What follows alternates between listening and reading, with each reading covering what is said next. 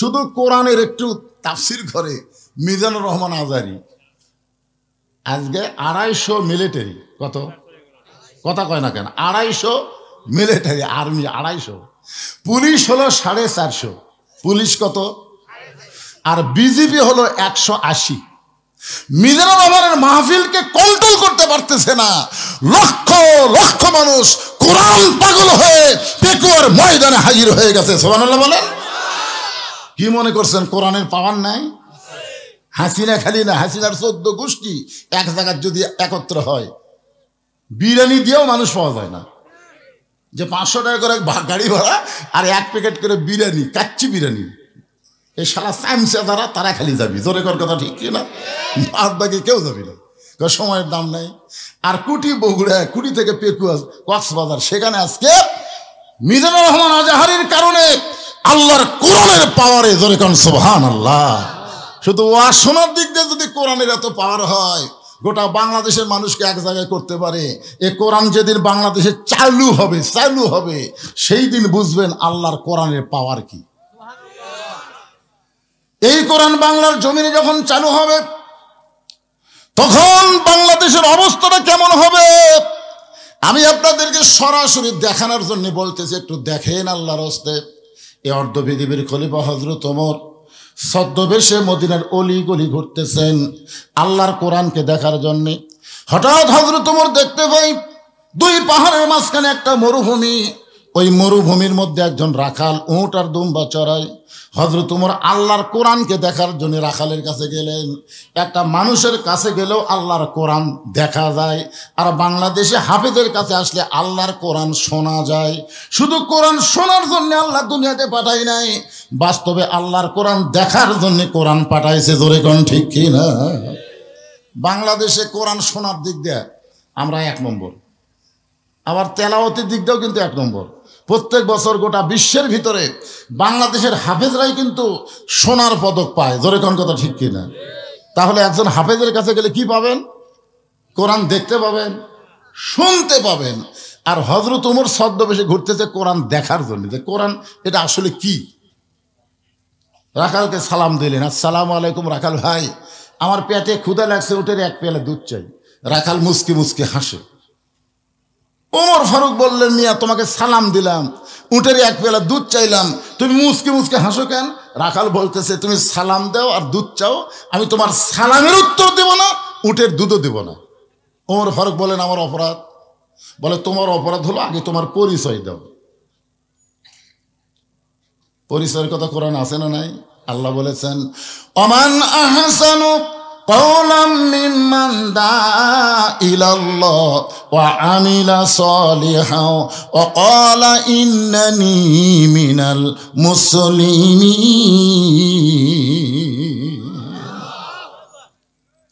ওমর ফারুক চিন্তায় পড়ে গেল। অর্ধ পৃথিবীর খলিফা হইয়া ছদ্মবেশ ধারণ করেছি আল্লাহর কোরআনকে দেখার জন্যে, এখন যদি আমি পরিচয় দেই তাহলে গুমর তো ফাঁস হয়ে যায়। ওমর চিন্তায় পড়েছে। এমন সময় আল্লাহর কোরআন বলে, ওমর রাখাল যখন তোমার পরিচয় চাইছে, তুমি আসল পরিচয় দাও। আসল পরিচয় প্রধানমন্ত্রী না, আসল পরিচয় ডিসি এসপি না, আসল পরিচয় হুজুর পীর সাহেব না, আসল পরিচয় হলো মিল্লাতা আবিকুম ইব্রাহিম হুয়া সাম্মাকুমুল মুসলিমিন। আসল পরিচয় হলো আমার জাতির পিতা কি? জোরে কন। জাতির পিতা ইব্রাহিম, শেখ মুজিবর ঘোড়ার ডিম।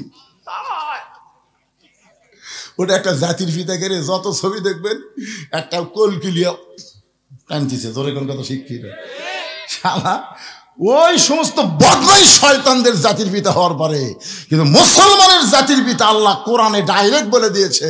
এখানে কোনো অ্যাঙ্গেল ম্যাঙ্গেল নাই, ডাইরেক্ট মিল্লাতা আবিকুম ইব্রাহিম হুয়া সাম্মাকুমুল মুসলিমিন। তোমরা যদি মুসলমান হও তাহলে তোমাদের জাতির পিতা হযরত ইব্রাহিম, এই ব্যাপারে কোনো সন্দেহ নাই। এখন আপনাদের কাছে আমি জোরে সোরে শুনবার চাই, কারণ এগুলো ওয়াজ কিন্তু খালি এই জায়গাতে হচ্ছে না, এতে মালগুলা খাড়াই আছে, লাইভের মাধ্যমে গোটা পৃথিবী চলতেছে। আমি বদরশিদ কিন্তু আপনাদের 10 গ্রাম নাই, এই মুহূর্তে হয়তো লন্ডনে যারা বাংলাদেশে আছে তারা আপনাকে ওয়াজ শুনতেছে, সৌদি আরবে যারা আছে তারা শুনতেছে, মালয়েশিয়া, সব জায়গায় এই মুহূর্তে লাইভ চলতেছে। হাজার হাজার মানুষ লাইভের মাধ্যমে আপনাদের এই 10 গ্রামের তাফসীর শুনতেছে। সুবহানাল্লাহ বলেন না কেন? তাহলে একটু জোরে বলেন, ওরাও জানুক। আমাদের জাতির পিতার নাম কি? যারা বলবেন আল্লাহ আল্লাহ, তারা বলতেছেন আল্লাহ, মরার আগের খুব বোবা করে দিও, এর মুখের যেন কলমা উচ্চারণ না হয়। এর বলতে কি কোন জায়গায় বাঁচতেছে, ত্রুটি শয়তান ঢুকছে, জবান করে বলতে হবে। জাতির পিতার নাম কি? আরো জোরে। শেখ মুজিবুর। যেই বলবো শেখ মুজিবুর, শেখে বলবেন ঘোড়ার ডিম, বলতে পারবেন না ভাইজান? জাতির পিতা শেখ মুজিবুর। বুঝলে 3টা লিক বার আছে আমাদের বগুড়া জেলা, 3টা লিক। দেখবেন মেয়ে মানুষের মাথাত কিন্তু ঢেলা থাকে, ঢেলা ঢেলা এরকম তুলে, বুঝলেন? এইরকম বুড়া লোকের মধ্যে ফেলে কান ফলে উচ্চস করে শব্দ হয়, কিন্তু এই লিক একের শব্দ হয় না, লিক শব্দ হয় না, কিন্তু খুবই কামড়ায় বাড়ে, কিন্তু শব্দ হয় না। এখনকার লিকের নাম হলো আফসোস লিক, হতাশা লিক, গুজব লিক। এই 3টা লিক আছে না নাই? জোরে কেন আছে না নাই? হ্যাঁ ভাইজান, ওমর ফারুক চোখের পানি নিয়ে বলতেছে, রাখাল আমার পরিচয় যখন শুনতে চাও, আমার পরিচয় হলো আমি একজন মুসলমান। রাখাল মুসকি মুসকে হাসে। ওমর ফারুক বলে, রাখাল হাসার কারণ কি? বলে, হাসার কারণ হলো আসল না নকল। তুমি যে মুসলমান পরিচয় দিলে, তুমি কি আসল মুসলমান না নকল মুসলমান? তো আসল আর নকল কেমন? আপনাদের মধ্যে যারা মাগরিব ইশার নামাজ না পড়ে ওয়াজ শুনতেছেন, না কেউ নাই মনে হয়, না কেউ আছেন? হাত তুলবার বলবো না, খালি চিন্তা করেন তো যে ফজরের আগে যদি আপনারা মরে যান, যদি ফজর আগে আল্লাহ মৃত্যু দেয়, এশাও নাই মাগরিবও নাই, ফজরের আগে মরিছে, তখন ফেরেশতা বলতেছে, আল্লাহ ই যে মরল, এর রুহু কি হবে, এর রুহুটা কোন জায়গায় যাবি? তখন আল্লাহ বলতেছে, লা সলাতা লা ঈমানা, যার নামাজ নাই তার ঈমানই নাই। লা সলাতা লা দীনা, যার নামাজ নাই তোর ধর্ম নাই। বাইনাল আবদুল কুফরি তর্ক সালাত, বান্দা কাফের মধ্যে পৃথক করার জিনিসটাই হলো নামাজ। এই নামাজই পড়ে নিল কাফের। এখন চিন্তা করেন, নকল মুসলমান আসল মুসলমান। যদি আপনারা আসল মুসলমান হবার চান, তাহলে এই মুহূর্তে নিয়ত করেন, আল্লাহ যা করছি করছি, ফজর থেকে আর নামাজ বাদ দিব না। ফেরেশতা বলে, আল্লাহ এই যে তোমার বান্দা তওবা করলো, ফজর থেকে আর নামাজ ছাড়বে না, এখন খবর কি? আল্লাহ বলে, যত নামাজ না পড়ার পাপ আছে, এই নিয়ত করার সঙ্গে সঙ্গে আমি আল্লাহ মাফ করে দিলাম। এখনো সুযোগ আছে না নাই? ফজরের নামাজ পড়ার সুযোগ আছে না নাই?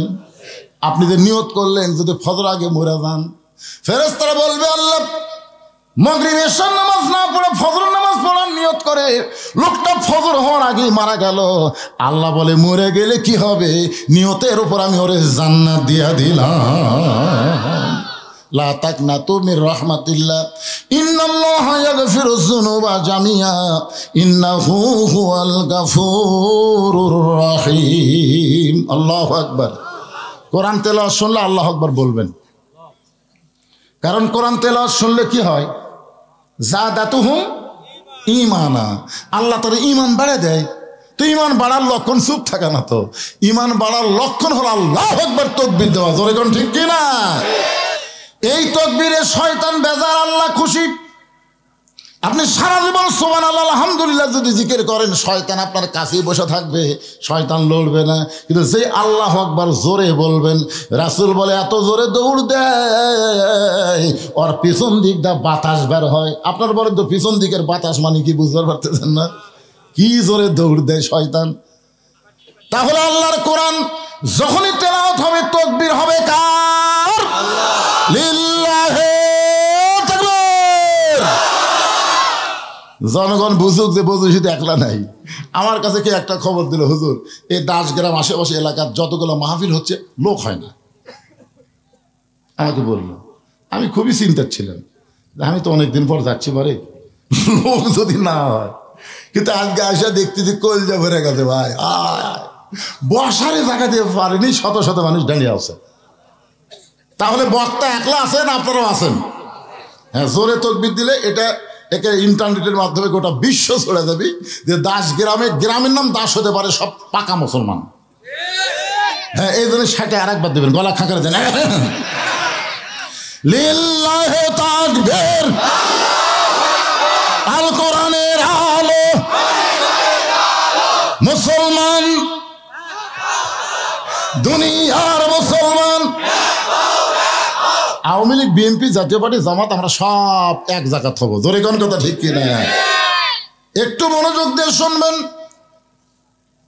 ওমর ফারুক বলে রাখাল মুসলমান তো মুসলমান, এর মধ্যে আবার আসল নকল কি? রাখাল বলে তুমি যদি আসল মুসলমান হও তুমি দুধ চাইছো কার কাছ?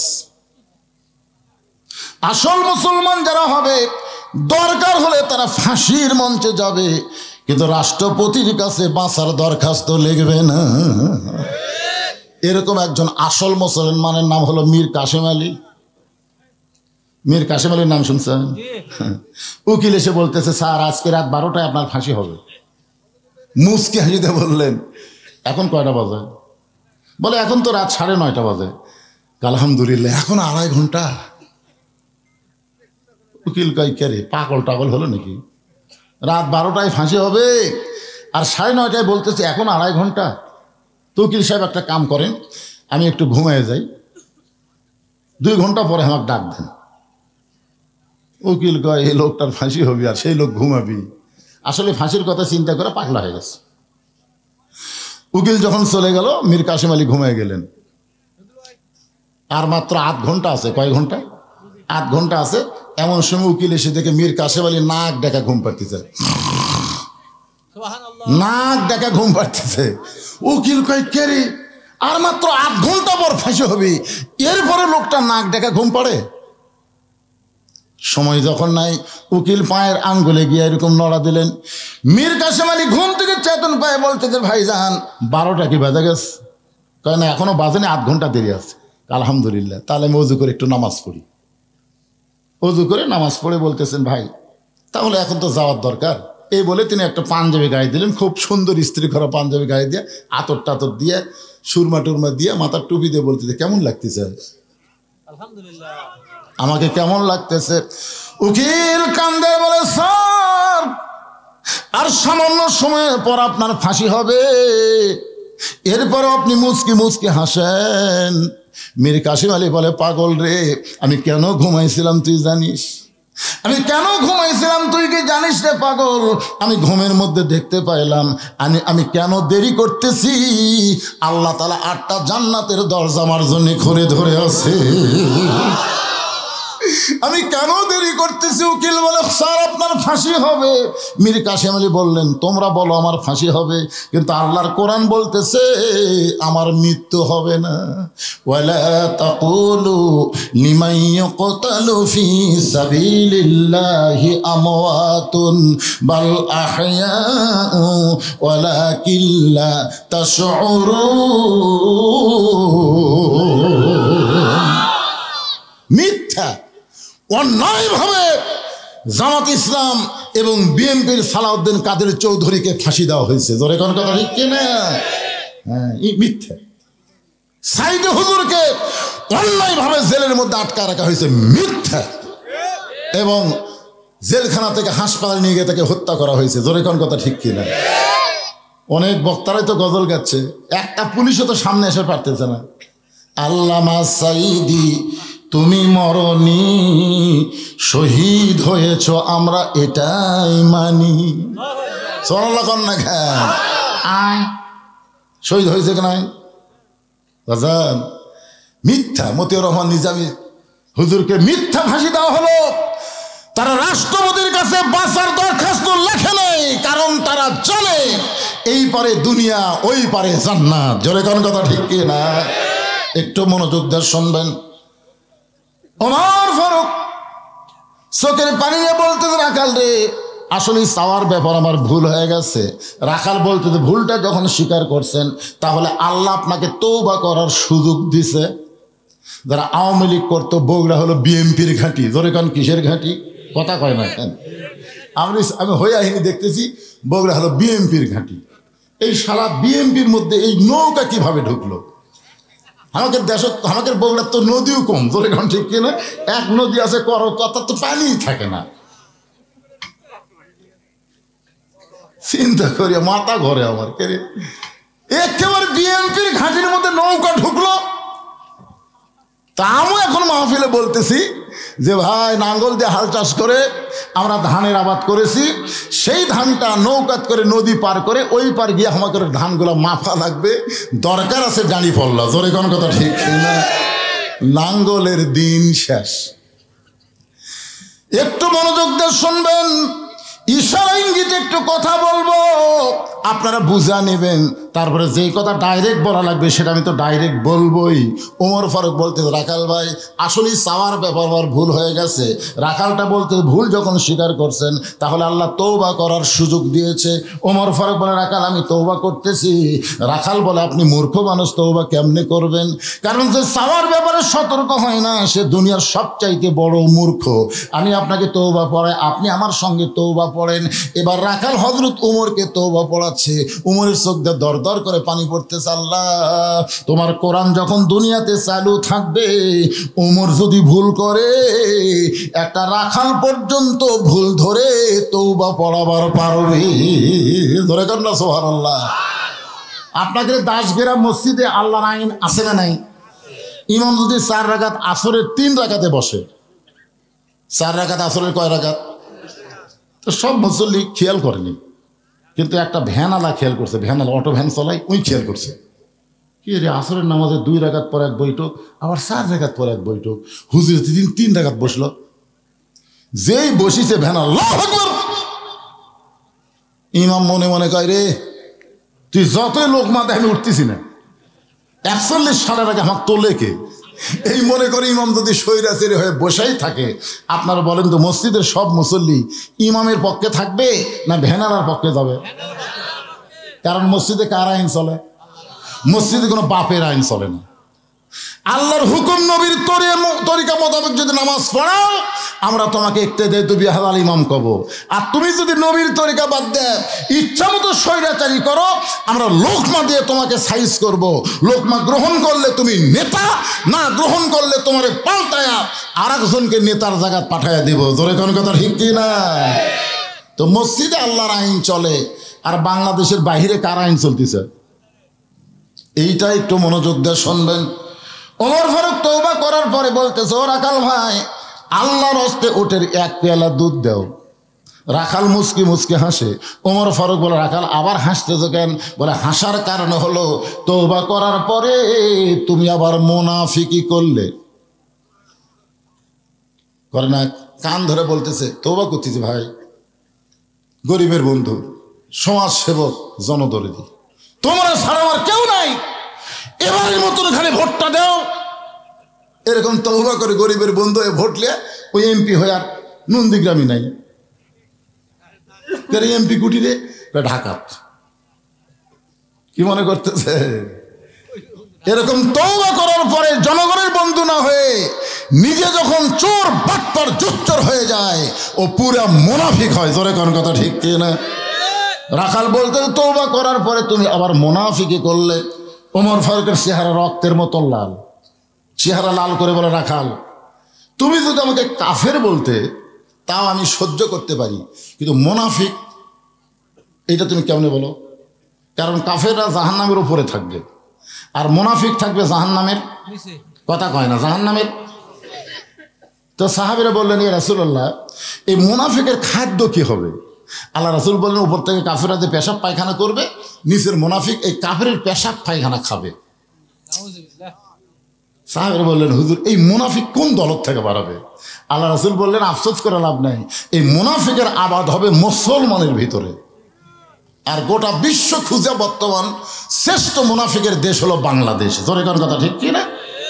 এরা নবীর প্রতি দরুদ পড়ে, নবীরে সালাম করে মসজিদের ভিতরে, কিন্তু নবীর সমাজ গড়ার কাজে এদের দ্বন্দ্ব মনে বাজে। জোরে কোন কথা ঠিক কি না? নবীর পিছনে নামাজ পড়ে, সামনে কাতারে, মাথায় টুপি পাগড়ি নিয়ে জুব্বা নিয়ে নামাজ পড়ে, আবু বকর রাদিয়াল্লাহু যেখানে নামাজ পড়ে তার বাম সাইডে কখনো ডান সাইডে নামাজ পড়ে। এত বড় একজন হুজুর মানুষ সামনে কাতারে নবীর পেছনে নামাজ পড়ে। কিন্তু আল্লাহ যখন নবীর উপর নাজিল করলো, ইয়া আইয়ুহান নাবিয়্যু হারজিল মুমিনিনা আলাল কিতাল, ওগো নবী যাদেরকে নিয়ে জামাতে নামাজ পড়তেছেন তাদেরকে শুধু মুসল্লি বানালে হবে না, তাদেরকে সৈন্য হিসেবে গড়ে তুলতে হবে। কারণ যে কোনো সময় মক্কার কাফেররা মদিনা আক্রমণ করতে পারে। মক্কার কাফের যদি মদিনা আক্রমণ করে তখন দোয়া দিয়া দরুদ দিয়া কিন্তু আপনি মদিনা রক্ষা করতে পারবেন না। ওই মক্কার কাফেরদের বিরুদ্ধে অস্ত্র ধরা লাগবে। হুকুম কার? এই আয়াতটা যখন নাজিল হলো, এই টুপিওয়ালা জুব্বাওয়ালা এই তসবি ওই নবীর হাঁটুর সাথে হাঁটু লাগাই বলতেছে, হুজুর এটা না গন্ডগোলের আয়াত। আপনারা বলেন তো আল্লাহর কোনো আয়াত গন্ডগোল আছে? আজকে বাংলাদেশে অনেক হুজুরেরা দেখেন টঙ্গীর জায়গা দখল করার জন্য মানুষ হত্যা হচ্ছে। ধরে কোন কথা ঠিক কিনা? এরকম যদি বাংলাদেশ দেওয়া হয় আর কি মারামারি করবি ভাই রে। বাংলাদেশে যত দল আছে প্রত্যেকটা দলের মধ্যে কন্দল আছে না নাই? ধরে কোন আছে না নাই? কিন্তু এমন একটা দল এই বাংলাদেশে আছে যারা নিজের জন্য কোনো কাজ করে না, তারা কাজ করে আমার আল্লাহর কোরআনের জন্য। ধরে কোন ঠিক কিনা? তাদের মধ্যে কোনো মারামারি নাই, কোনো দলাদলি নাই। বাজান একটু মনোযোগ দিয়ে শুনবেন। ওমর ফারুক রাগ করে বলে, রাখাল আমার মধ্যে মুনাফিকের কি দেখলা? রাখাল বলতেছে, লিমা তাকুলু মালা তাফালুন, আপনার মুখের সাথে মনের মিল নেই। আপনি সত্যি করে বলেন তো আমি কি মালিক? ওমর ফারুক বলতেছে, তুমি তো রাখাল, তাহলে আমি যদি রাখাল হই তাহলে আপনি রাখালের কাছে আল্লাহর হস্তে উঠে এক পেয়ালা দুধ চাইলেন। আপনি বলেন যতই আল্লাহর হস্তে চান, মালিককে বাদ দেয় রাখাল কোনোদিন দিবার পাওয়ার রাখাল আছে? মনে করেন আমি একটা রাখাল, আমি কিন্তু কোরআনের একটা রাখাল। এখন টেস্ট থেকে যেই নামছি একজন এসে হাতের মধ্যে 100 টাকা দিয়ে কয়, হুজুর দোয়া করেন। আমি কি দোয়া? কারণ বইয়ের পেটে বাচ্চা আছে, আল্লাহ যেন একটা পুত্র দেয়। যেই বলছে বইয়ের পেটে বাচ্চা আছে আল্লাহ যেন একটা পুত্র দেয়, তখন তো আমার ক্ষমতা আমি জানি। আমি 3টা মেয়ের বাপ, আমার দোয়া দিয়ে যদি পুত্র হয় তাহলে 3টার মধ্যে কি একটাও আল্লাহ আমাকে দিত না? আমি ওর কানে কানে বললাম, ভাই আমি 3 মেয়ের বাপ রে। প্রথম মেয়ে হওয়ার পরে দ্বিতীয়বার যখন সন্তান পেটে আসলো, আমি আমার বউ সবসময় নামাজ পড়ে দোয়া করছি, আল্লাহ একটা তো মেয়ে দিছো, এইবার একটা পুত্র দাও। কাম হলো না, আবার একটা মেয়ে হলো। তা আমরা স্বামী স্ত্রী দুজন মন খারাপ করে একেবারে গ্যাপ দিয়ে দিলাম, বাচ্চা কাচ্চা না লেওয়ারই ধান্দা। আমার বড় মেয়ের বয়স যখন 19, আমার মেজো মেয়ের বয়স যখন 15, তখন আমার বাপ এসে বলতে থেকে, আবার আমার 4টা ছেলের মধ্যে 3টারই ছেলে মেয়ে আছে, তোকে আল্লাহ কোনো ছেলে দিবে না? তখন আমি কইলাম, আব্বা 2টা মেয়ে তো আল্লাহ দিছি, আবার কি দরকার? আমার বউ বলতেছে সাইড থেকে, না না আর দিবি না। আমার আব্বা বলতে, তুই কি বুড়া হয়ে গেলে বাবা, তুই কি বুড়া হচ্ছে? এই কথা বলে আব্বা বার হয়ে গেছে ইশারা বাস, তাই বুঝবার পারছে আব্বা কি করলো। তখন আমি বাপ মাকে নিয়ে 12 সালে হজ করতে গেলাম। 11 সালে তো আমি করে আসলাম, 12 সালে আমার বাপ মাকে নিয়ে গেলাম। যেখানে যেখানে দোয়া কবুল হয় প্রত্যেক জায়গায় মাকে বলেছি, বাবাকে বলেছি, এই জায়গায় বলেন আল্লাহ যেন আমাকে একটা ছেলে দেয়। সব জায়গায় দোয়া করছে। আমি 13 সালে এসে আবার চান্স নিলাম বহুদিন পর, যে বাপ মা একটা মদিনার দোয়া করছে, এইবার ছেলে না হয়ে যায় কোথায়? আল্লাহ সেইবার আবার একটা মেয়ে দিল। তখন আমি বুঝলাম যে আমার দোয়া দিয়ে ওই বইয়ের পেটের বাচ্চা পুত্র হবি না। ওই আমাকে 100 দিছে, ওকে আমি 200 দিলাম।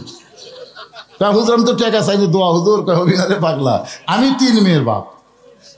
বলে হুজুর তার আমার টাকা আমার দেন, আপনারটা আপনি দেন।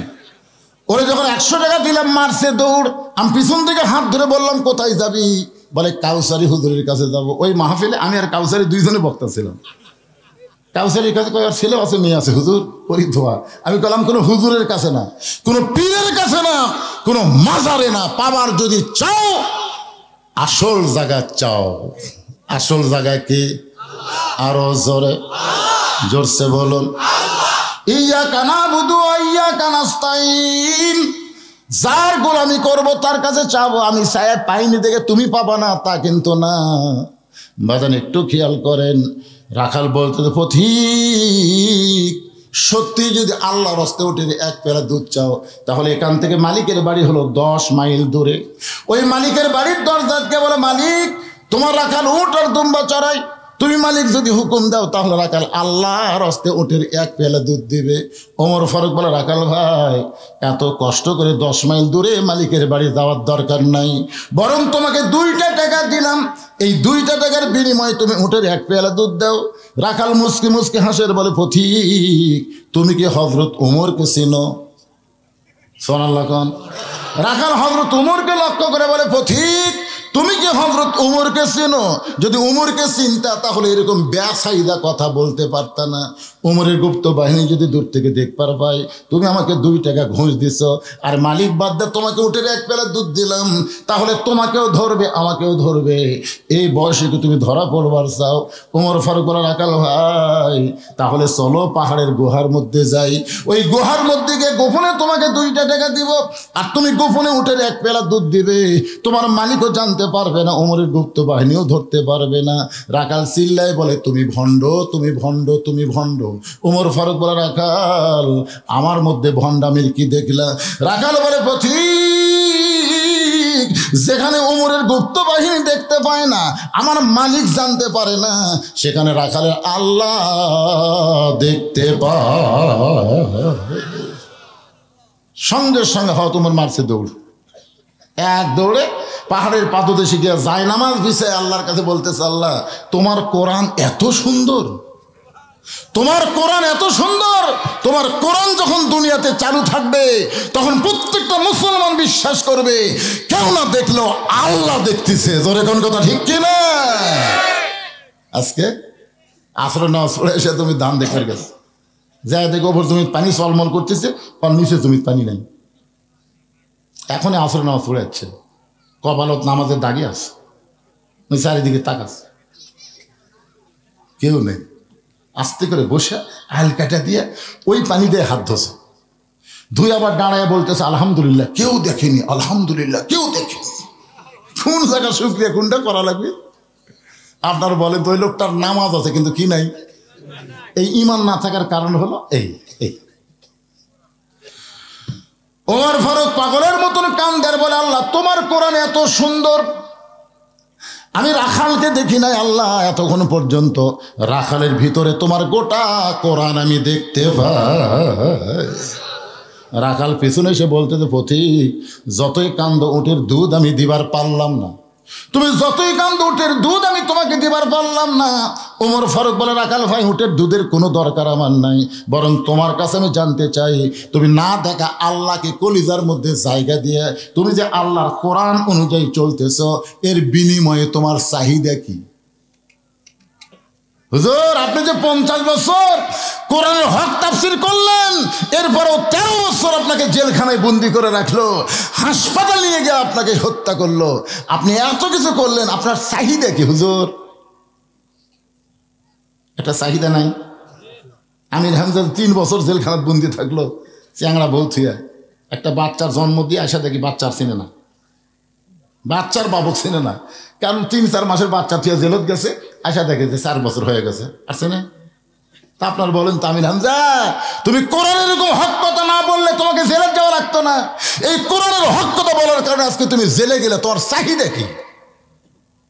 মিজানুর রহমান, যে বাংলার মানুষ তোমার জন্য পাগল, সেই বাংলা থুয়া তুমি মালয়েশিয়ার থাকলে কেন? আজকে আবার কি জন্য আসলে? তোমার চাহিদা কি? প্রত্যেকটা মানুষের একটা চাহিদা আছে, আছে না নাই? জোরে কোন আছে না নাই? হযরত ওমর বলে, রাখাল, না দেখা আল্লাহকে কলিজার মধ্যে জায়গা দিয়া আল্লাহর কোরআন অনুযায়ী চলতেছো, তোমার চাহিদা কি? কারণ তোমার চাকরিও ভালো না, তুমি যে কাজটা করতেছো কষ্টের কাম, তোমার খাওয়া দাওয়া ঠিক মতো হয় না, এরপরেও তুমি আল্লাহর কোরআন অনুযায়ী চলতেছো, এর বিনিময়ে তোমার চাহিদা কি? রাখাল ছোট বাচ্চার মতন কান্দে। এতক্ষণ রাখাল খালি হেসে হেসে কথা বলেছে, এবার রাখাল কান্দের বলে, পথিক, আমার চাহিদার কথা শুনতে চাইলে তাহলে শোনো, আমার চাহিদা হলো রব্বানা, পড়েন সবাই, রব্বানা আতিনা ফিদ দুনিয়া হাসানাতাও ওয়া ফিল আখিরাতি হাসানা ওয়া কিনা আযাবান্নার। আল্লাহু আকবার। ওমর ফারুক বলে, রাখাল, আমি তোমার চাহিদার কথা শুনতে চাইলাম, আর তুমি আমাকে কোরআনের আয়াত শোনালে। রাখাল বলে, তুমি আসলেই মূর্খ।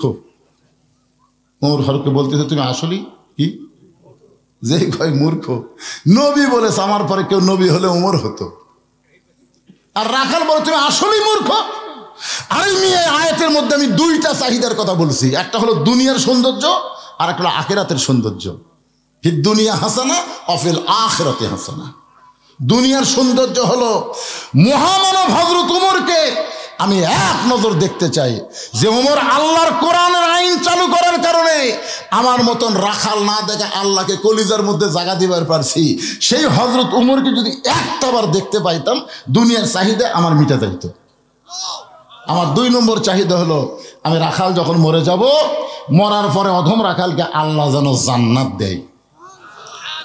1 নম্বর চাহিদা কি? উমর দেখা মানে ভালো নেতা দেখা। পাগলা, আপনাদের চাহিদা কি? আগামীতে আপনারা কেমন নেতা দেখবার চাচ্ছেন? যেই নেতা নামাজ পড়ে শুধু পড়াবার পারে না, আর কতক নেতা আছে নামাজ পড়ে আবার পড়াবার পারে, দরকার হলে জুম্মার দিনে খুতবাও দেয়। জোরে কোন কথা কর না। এখন আপনারা খবির হুজুর অ্যাঙ্গেলে কি মারতেছে রে? এটা অ্যাঙ্গেল নয় রে বাবা, ডাইরেক্টই মারতেছে। হযরত ওমর চোখের পানি নিয়ে দৌড়ে গিয়ে রাখালের হাতটা ধরে 3টা চুমা খাইলেন। এক দৌড়ে গিয়ে এভাবে হাতটা ধরে 3বার চুমা খাইলেন। রাখাল কয় পাগল নাকি, আমার ঘামা হাতে 3টা চুমা দিলে? ওমর ফারুক বলে রাখাল, তোমার 2 নম্বর চাহিদা আল্লাহ পুরা করছে, মরার সঙ্গে সঙ্গেই আল্লাহ তোমাকে জান্নাত দিয়ে দিবে। আপনারা তো সুবহানাল্লাহ বলেন, কিন্তু রাখাল সুবহানাল্লাহ কয় না। ওমর ফারুক বলে রাখাল, মরার সঙ্গে সঙ্গে আল্লাহ তোমাকে 8টা জান্নাত দিয়ে দিবে। রাখাল সুবহানাল্লাহ কয় না। ওমর ফারুক বলে রাখাল, মরার সঙ্গে সঙ্গে আল্লাহ তোমাকে জান্নাত দিবে। রাখাল মুসকি মুসকি হাসে বলে পথিক, এতক্ষণ মনে করছিলাম তুমি বোকা, কিন্তু এখন দেখছি তুমি খুব চালাক। ওমর ফারুক বলে আমি কি চালাকি করলাম? বলে মরার পরে জান্নাত দিবে, এই বাকি কথা তুমি সহজেই বলতে পারো, কিন্তু হযরত উমরকে এক নজর দেখতে পাবো, এই নগদ কথা বলতে তোমার কোন জাকাত বাজে? মরে গেলে জান্নাত, এটা সবাই কয়। টাকা দিল 10 20 তো ফসা ফস। কতগুলো বক্তা আছে মিলানি বক্তা, মিলে মিলে দেন। এই সকালবেলা আদায় করে দেখবেন প্রত্যেকটা কথাটা মিলে মিলে কয়। তাহলে মরার পরে জান্নাত পাবো, এই বাকি কথা তুমি বলতেছো, কিন্তু হযরত উমরকে এক নজর দেখতে পাবো, এই নগদ কথা বলতে তোমার কোন জায়গায় বাজে? উমরের চোখ দিয়ে দর দর করে পানি পড়তেছে। যে রাখাল আমাকে তওবা পড়াইছে, যে রাখাল আমাকে মুনাফিক কইছে, যে রাখাল আমাকে ভণ্ড কইছে, এখন যদি বলি আমি উমর, বলাও সারা, রাখাল হাত ফেল করে মরাও সারা। ওমর ফারুক চিন্তায় পড়ে গেলেন কি করবে। এমন সময় আল্লাহর কোরআন বলতেছে উদউ ইলা সাবিলি রাব্বিকা বিল হিকমা। ওমর, তুমি ডাইরেক্ট যদি বলবার না পারো তাহলে হিকমত অবলম্বন করে বলো। ওমর ফারুক বলে রাখাল ভাই, সত্যিই যদি ওমরকে দেখতে চাও তাহলে ফজরের নামাজ তোমাকে সামনে কাতার আদায় করা লাগবে। ফজরের নামাজ যদি সামনে কাতার আদায় করতে পারো, মেহরাবের মধ্যে যেই মানুষটাকে দেখবা ইমামতি করতেছে, ওই মানুষটি হলেন হযরত ওমর। আল্লাহর কোরআন দিয়ে যখন বাংলাদেশ চলবে, প্রত্যেকটা এমপিকে নামাজ পড়লে হবে না, পড়ানো লাগবে। আমার মসজিদে 3 মুসল্লি হুজুর আসেনি, আমি কেবল ঢুকবার যা দেখি ওরা খালি বারবার ঘড়ি দেখতেছে, বারবার, আর দরজার দিকে তাকে আছে, হুজুর ঢোকে না কেন? ওরা নামাজ পড়ে ঠিকই, পড়াবার পারে না, বুঝলেন? বারবার করে ঘড়ি দেখতেছে। তো আমি ঢুকলাম না, তখন ঢুকলি তখন সামনে দিবি। আমি একটু ব্যাগ দিয়ে জানলার ফাঁক দিয়ে তাকাই দেখি এই 3 জনের মধ্যে একটা আওয়ামী লীগ, একটা বিএনপি আর একটা জামাত, আমার এলাকারই। এখন বলতেছে একটা হুজুর এলো না রে, এখন আমরা কি একলা একলা পড়বো নাকি? আওয়ামী লীগ বলতেছে জামাত করি, তো জামাত বলতেছে তখন সামনে যাও। তখন বলতেছে ভাই করি রে, পড়াবার পারি না। তখন জামাত ইসলাম বিএনপি বলতেছে ভাই তোর খবর কি? খুব পারলে আকামত পারমো, কিন্তু আমি সামনে যাবো না। তখন বলে আওয়ামী লীগ পারে না পড়াবার, তুইও আকামত দিব, তার সামনে কে যাবি? আওয়ামী লীগ ঠেলা দেখা, তুই যা, তুই যা। তাই আমি কিন্তু জামাত রে, আমি জামাত। যুদ্ধ অপরাধী রাজাকার নিয়ত করার সময় একটা কিন্তু বিহাজাল রাজাকার কবি না কি কবি? তখন ভাই পাগলা তুই বাইরের কথা ভিতরে লিখেন, আমি আওয়ামী লীগ, তুই জামাত, তুই বিএনপি, ওটা বেড়াচ্ছি। ভিতরে আমরা তিন ভাই একসঙ্গে জামাত করতে চাই। এটা কোন জামাত? নামাজের জামাত বললে কেউ বেজার হবে না, তাবলিগ জামাত বললে কেউ বেজার হবে না, কিন্তু জামাতে ইসলাম বললে অনেকের কলিজাত আগুন ধরবে। ইসলামের জামাত যারা পছন্দ করে না, ওদের একটা ইবাদত আল্লাহ কবুল করবে না। ওয়া তাসিমু বিহাবলিল্লাহি জামিআ ওয়া লা তাফাররাকু। ইসলামের শত্রুরা লিল্লাহি তাকবীর। এখানে ইসলামের কোনো শত্রু নেই, যদিও শত্রু থাকে আজকের আলোচনার পরে উনার শত্রু থাকবে ইনশাআল্লাহ। সবাই কর ইনশাআল্লাহ। দেখেন আপনারা বলেন তো যে ইসলামের জামাত, ইসলামের জামাতের কথা কোরআন আছে না নাই? ওয়া তাসিমু বিহাবলিল্লাহি জামিআ ওয়া লা তাফাররাকু। একতাবদ্ধ হয়ে জামাতবদ্ধভাবে আল্লাহর রজ্জুকে তোমরা আঁকড়ে ধরো। মসজিদের মধ্যে গেলে যেমন গোড়ালির সঙ্গে গোড়ালি মিল করি, কিভাবে আমরা জামাত করি একটু খেয়াল করেন। আল্লাহর বান্দারা, ওমর ফারুক বলতেছে, রাখাল ভাই সত্যিই যদি ওমরকে দেখতে চাও তাহলে ফজরের নামাজ তোমাকে সামনে কাতারে আদায় করা লাগবে। সামনে কাতার থেকে মেহরাবের মধ্যে যেই মানুষটাকে দেখবা ইমামতি করতেছে, ওই মানুষটি হলেন হযরত ওমর। রাখাল কাঁদতেছে। ওমর ফারুক বলে, রাখাল কান্দো কেন? বলে, কান্দার কারণ হলো আমি বারান্দার নামাজ পড়ি, আমি বারান্দার নামাজ পড়ি, আমি মসজিদের ভিতরে ঢোকার সাহস কোনোদিন পাই না। ওমর ফারুক বললেন, কেন? বলে, মসজিদের মধ্যে নবীর দামি দামি সাহাবী থাকে, সে জায়গাতে আমি রাখাল যাওয়ার পারি? ওমর ফারুক বলে, রাখাল তুমি কম দামি আর মসজিদের মধ্যে দামি, এই কথা তো কোরআনের কোনো জায়গাত নাই। কোরআনের কথা হলো ইন্না আকরামাকুম ইনদাল্লাহি আতকাকুম। ওই ব্যক্তি সবচাইতে দামি হয় যার কলিজার মধ্যে আল্লাহর বেশি ভয়। আপনার মনে করতেছেন আমি সিয়ারত বসে ওয়াজ করতেছি আমি বেশি দামি, আর আপনার নিচে বসে ওয়াজ শুনতেছেন আপনার কম দামি। আর এরকম বাংলাদেশের হাজারো বক্তাকে জাহান্নামের শিকল দিয়ে আল্লাহ জাহান্নামে ফেলে দিবে, হাজারো বক্তাকে। অনেক বক্তা আছে ওয়াজ করে নিজেই ফজরের নামাজ জামাতে পড়ে না, এরকম বক্তা আছে না নাই? আল্লাহ রাসূল বলেছেন, দুইটা ওয়াক্ত নামাজ জামাতে না পড়লে তুই মুনাফিক হয়ে যাবি, একটা হলো ইশার নামাজ, একটা হলো ফজরের নামাজ। কি মনে করতেছেন? হয়তো হাসরে দেখা যাবে যে আমার জিব্বার মধ্যে বসি লেগে ফেরেশতারা আমাকে জাহান্নামে নিয়ে যাচ্ছে, আর আপনারা সবাই জান্নাতে যাচ্ছেন। আপনাদের মধ্যে একজন বলে, হুজুর কি খবর? আমরা আপনার ওয়াজ শুনে আমল করে জান্নাতে যাচ্ছি, আর আপনাকে জাহান্নামে নিয়ে যাচ্ছে। আল্লাহ তখন বলবে, এই বক্তার কথার সাথে আমলের মিল নাই রে। তখন আপনারাই হয়তো বলবেন, আল্লাহ হুজুরের ওয়াজ শুনে আমরা জান্নাতে যাচ্ছি, হুজুরক না হয় জান্নাতে দেন। আল্লাহ তখন বলবে, ওয়ালা তাস্তাহি আনফুসুকুম, এই জান্নাতীদের কথার দ্বারা আমি জাহান্নামী বক্তাকে আবার জান্নাত দিয়ে দিলাম। বুঝছেন? আপনাদের উসিলাই আল্লাহ হয়তো আমাকে জান্নাত দিবার পারে। আল্লাহ বলেছেন, লিমা তাকুলু মা লা তাফালুন, কথা বলবে ভালো ভালো, আমল করবা না। এই দুনিয়াতে বক্তা হও, হুজুর হও, পীর সাহেব হও, কিন্তু আসল জায়গায় গিয়া ধরা খাবা। জোরে বলেন কথা ঠিক কিনা? ওমর ফারুক বলে, রাখাল ভাই তুমি কম দামি আর ভিতরে দামি দামি, এই কথা তোমারে কে বুঝাইলো? ফজরের নামাজ সামনে কাতারে আদায় করো। রাখাল বলতেছে, আজকে এশার নামাজ পড়ার পরে আমি আর বাড়িতে যাচ্ছি না। ওমর ফারুক বললেন, কেন? বলে, এশার নামাজ পড়ে বাড়িতে গেলে ফজর সামনে কাতারে পাওয়া যাবে, তাই আমি এশার পর থেকেই ফজরের নামাজ সামনে কাতারে যাওয়ার চেষ্টা করব। ওমর ফারুক বললেন, রাখাল বলো তো, ফজর থেকে জোহর আর এশা থেকে ফজর এই দুই ওয়াক্ত লম্বা কেন? খুব খেয়াল করবেন, এশা থেকে ফজর আর ফজর থেকে জোহর এই দুই ওয়াক্ত লম্বা কেন? রাখাল বলতেছে, আমি তো বলতে পারি না ভাই। ওমর ফারুক বললেন, তাহলে শোনো, ফজর থেকে জোহর আল্লাহ লম্বা সময় দেওয়ার কারণ হলো এই লম্বা সময়ের ভিতরে তুমি খেতে খামারে কাজ কাম করবে, চাকরি বাকরি করবে, অফিস আদালত করবে, কুলি মজুরি করবে, এগুলা করতে গিয়ে তোমার দেহের যে ক্ষয় হবে, এশা থেকে ফজর আল্লাহ লম্বা সময় দিছে। এই লম্বা সময় ঘুম পারলে ওই ক্ষয়টা আল্লাহ ঘুমের মাধ্যমে পুরো করে দিবে। সুবহানাল্লাহ, জোরে কন না কেন? ঘুম হচ্ছে আল্লাহর একটা মস্ত বড় নিয়ামত। কি বুঝতেছেন?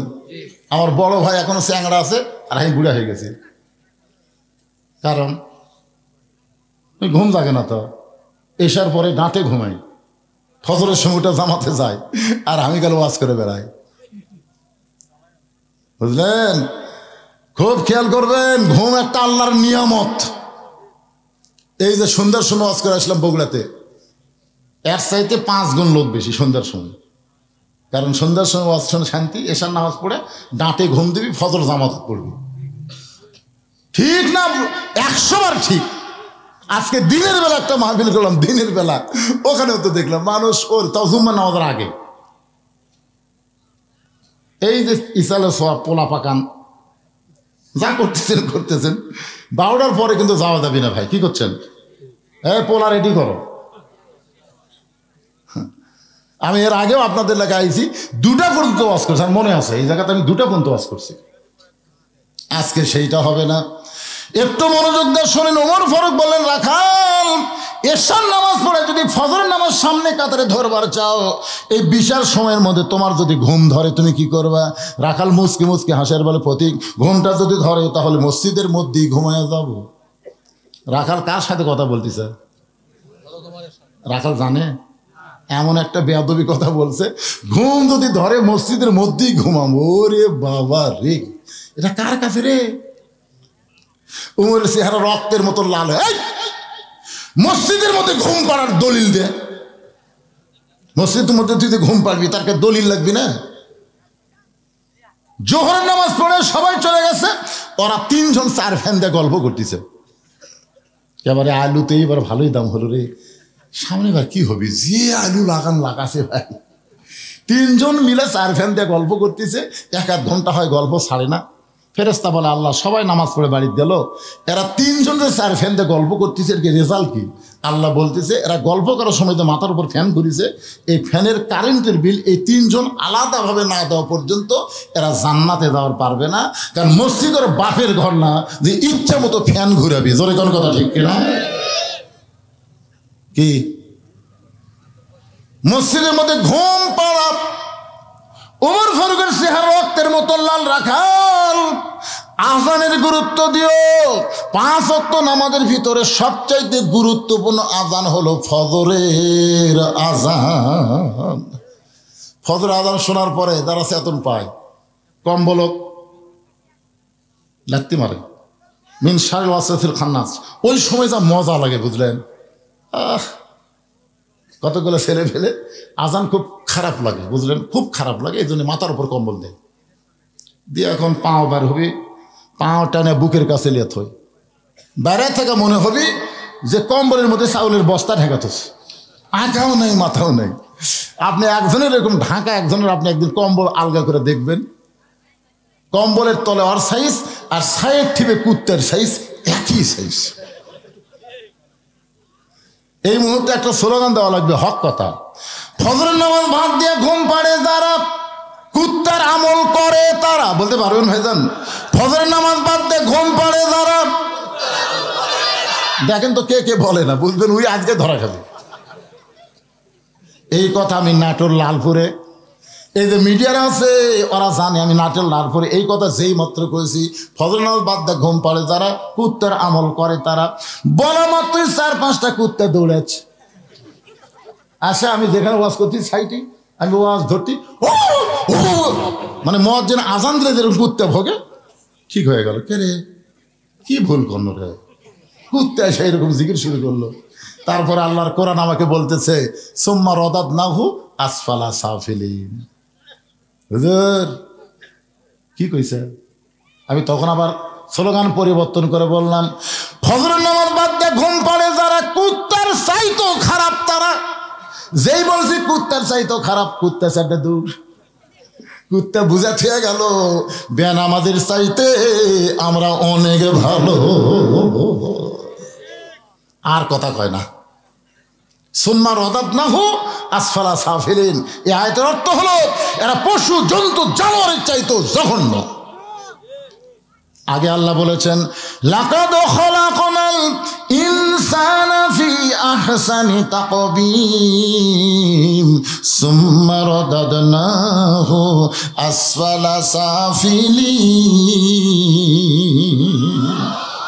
এতদিন রাখাল নামাজ পড়তো বারান্দায়, আজকে হযরত উমরকে দেখার জন্য রাখাল নামাজ পড়বে সামনে কাতারে। যেই মাত্র মুয়াজ্জিন ফজর আযান দিয়েছে, রাখাল জোরে জোরে মসজিদের দরজায় এসে দোয়া পড়তেছে, আল্লাহুম্মা ইফতাহলি আবওয়াবা রাহমাতিক। ডান পা দিয়ে রাখাল মসজিদের মধ্যে ঢুকে সামনে কাতারে যখন যাবার চায়, প্রত্যেকটা সাহাবী নড়ে সরে রাখালকে যাওয়ার রাস্তা করে দেয়। রাখাল মনে মনে কয়, আল্লাহ, এতদিন বারান্দার থেকে কি ভাবলাম ভিতরে দামি দামি সাহাবী, কিন্তু আজকে ভিতরে ঢুকে দেখতেছি আমিও যা এরাও তাই। সুবহানাল্লাহ কন্যা। হ্যাঁ, আপনি ভিতরে না ঢুকলে বুঝতে পারবেন তো। এখন এক কাতার সামনে পুরা হয়নি, এসপি সাহেব চিন্তা করে আর একটা মুসল্লি হলে কাতার পুরা হবে। কিরে একটা মুসল্লি নাই। এসপি তাকায় দেখে দরজা চৌকিদার খাড়া হয়ে আছে, মসজিদের দরজা কে খাড়া হয়ে আছে? চৌকিদার। এসপি ডাকতেছে, আয়। চৌকিদার বলে, না স্যার, আপনি এসপি, আমি চৌকিদার। এসপি কয়, পাগলা, ওটা বাইরের কথা। বাহিরের কথা হলো তুই চৌকিদার, আমি এসপি, আর ভিতরের কথা হলো আমরা দুই ভাই একসঙ্গে কাতার সোজা করতে চাই। যখন সুবহানাল্লাহ, এত দামি কথা শোনাও চৌকিদার আসে না, ভয় যে। বাইরে যে এসপির সাইজ, এখন ভিতরে কি হবি? এসপি নিজে জায়গা ছাড়া যায়, চৌকিদারের টানে লিয়াচ্ছে, খাড়া হ, এতে দাগ কাটা আছে, দাগ দেখিস নি?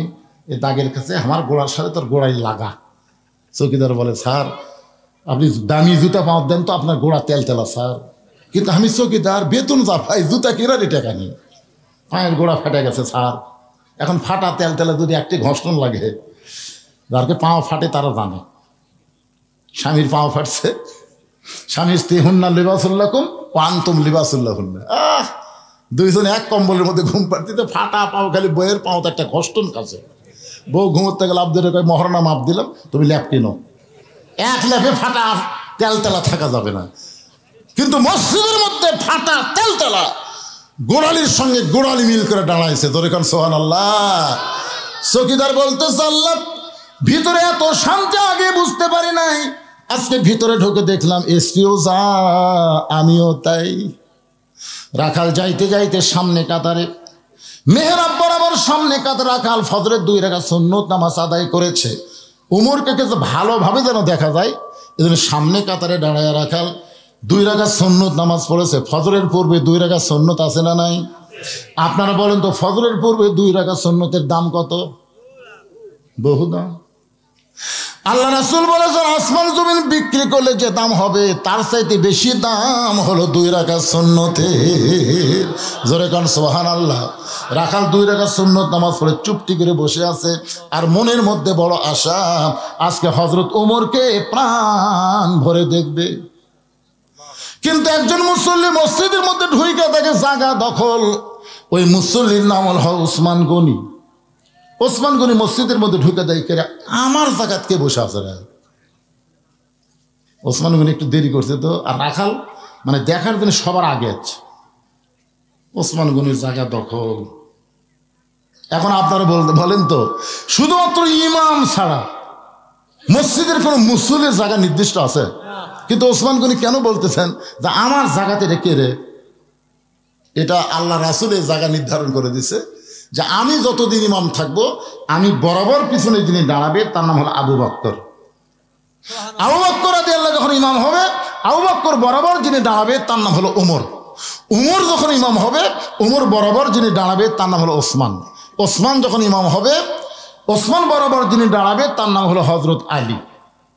হযরত আলী যখন ইমাম হবে, আলী বরাবর পিছনে। এই কথা বলে নবী কারোর নাম কয় না। সাহাবের বললেন, হুজুর তাহলে হযরত আলী যখন ইমাম হবে, আলী বরাবর পিছনে কে দাঁড়াবে? রাসূল বললেন, মা ইয়ান্তিকু আনিল হাওয়া ইন হুয়া ইল্লা ওয়াহয়ুহা। আমি নবী ততক্ষণ পর্যন্ত বলতে পারি যতক্ষণ আল্লাহ বলায়। এ আলী পর্যন্তই বলার হুকুম পাইছি, আলীর পরে আমি জানি না। এ আলী পর্যন্ত হলো খোলাফায়ে রাশিদিন।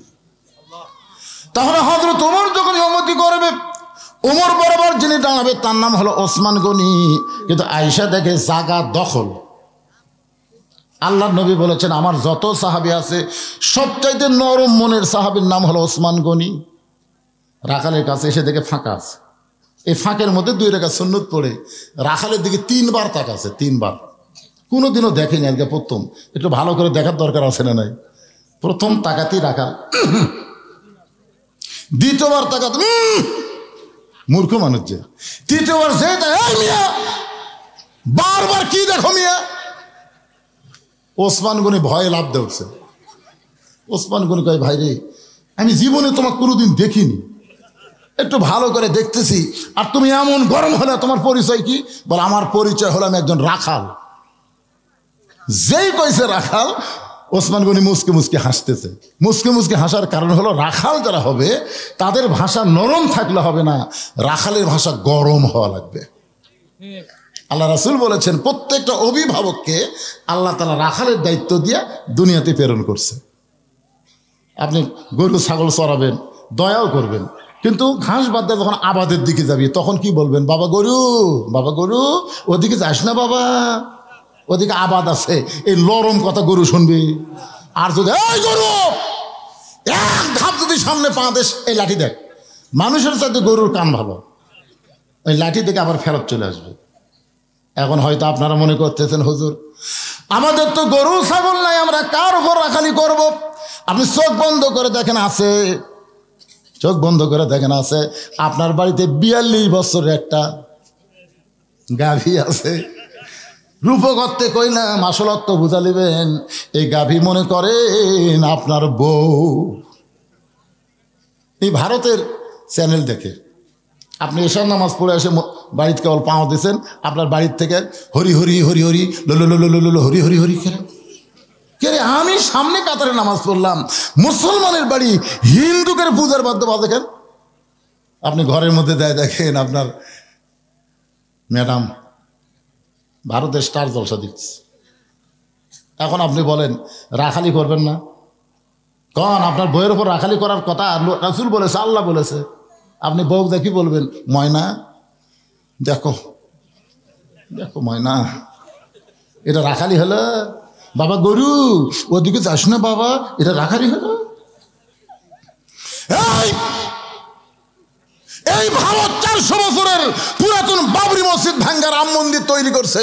এই ভারতের কোন চ্যানেল মুসলমানের বাড়িতে চলবে না, জোরে কোনো কথা ঠিক কিনা? আর একবার যদি ভারতের চ্যানেল দেখিস তো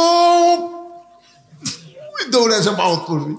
কারণ মরদ মানুষ যখন গরম হয়, মেয়ে মানুষ তখন ফেরেস্তা হয়।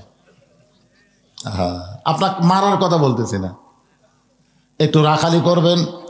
আপনার 22 বছরের একটা আড়িয়া গরু আছে, এই আড়িয়া গরুর রূপে করতে কইলাম, আসল কথা হলো 22 বছরের একটা ছেলে আছে। এই ছেলে সারাদিন খালি মোবাইল নিয়ে ঘোরে, আছে না নাই? এ কথা কন্যাকার আছে না নাই? সব সময় মোবাইল নিয়ে থাকে। ওর আবার কয়টা বন্ধু আছে, ওরা এক জায়গায় জড়ো হলে কিন্তু কোনো গল্প নেই, মনে হয় মোনাজাত করতেছে, এরকম সবসময় মোনাজাত। আর 2-1টা মিরকে আলা,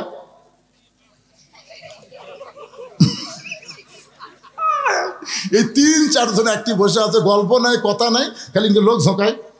ওই দিক দিয়ে একটা কুত্তে যাচ্ছে, কুত্তে যায় আর চিন্তা করে এগুলা কি গাছের গোড়া না মানুষের?